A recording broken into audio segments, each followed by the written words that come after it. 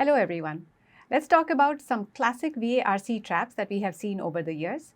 In this video, we will be introducing the traps to you and we will also be talking about ways to avoid them.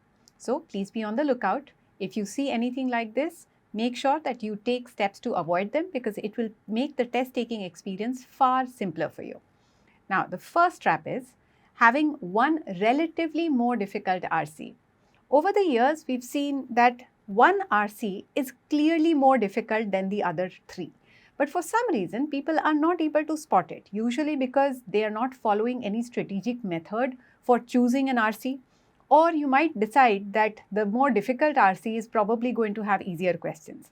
Now, my advice would be to avoid that difficult RC because when you read and comprehend it, you will end up spending a lot more time simply trying to get through the passage. The questions will of course come later and there is no guarantee that the questions will be easier. So ultimately, please try to avoid that difficult RC and you will probably end up with more marks. The second trap is recognizing or rather not recognizing subtle hints that help to eliminate options. Some of these we have already covered in some of our presentations, events and classes, but let's take a look at it one more time. So when you narrow down the options to 2, people get a little adventurous and daring and they say, okay, I'm pretty close to the answer. Now I'm not really sure of what the answer is, but let me just mark one because I feel it in my gut. So first of all, your gut cannot really feel what the correct answer is. So maybe don't listen to it. Now, how do you really look for these subtle hints? Sometimes there are specific words or phrases that you can use to differentiate between options. Of course, some of these words are just extreme words such as always, never, all or none.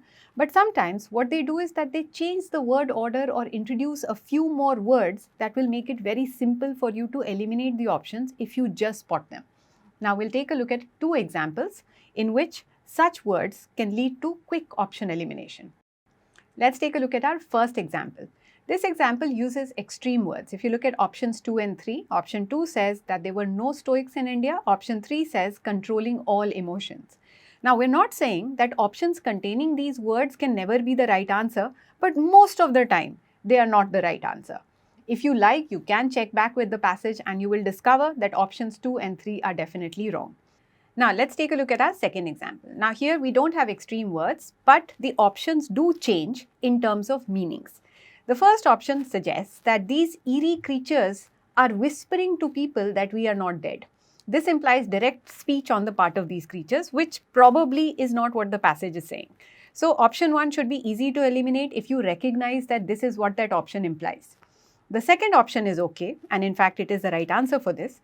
The third option says that we can understand the lives of eerie creatures. Again, the passage may not be implying that we have to understand these creatures' lives. We are probably trying to understand the lives of the humans who lived at that time. So this should help you eliminate the third option. Now let's look at the fourth one. Seen only in the darkness. Again, the word only may not have been used in the passage. So in such cases, the meaning changes from one option to the next, even though the words look similar. Please be careful, be able to differentiate between meanings, and then optional elimination becomes very easy.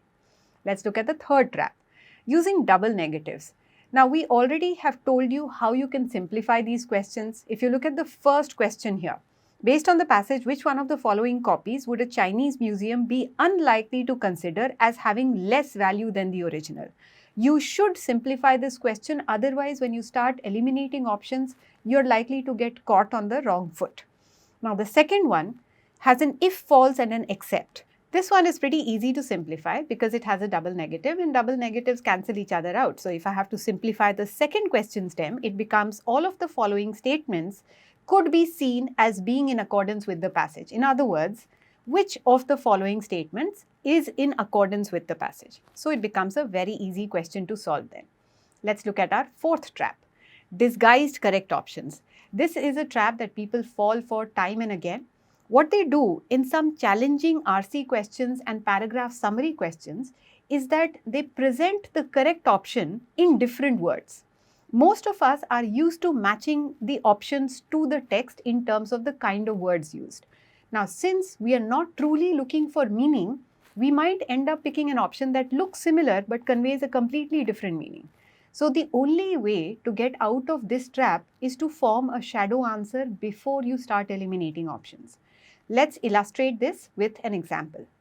Now here, instead of reading the entire paragraph, just look at the highlighted portion at the very bottom, the last line of this paragraph.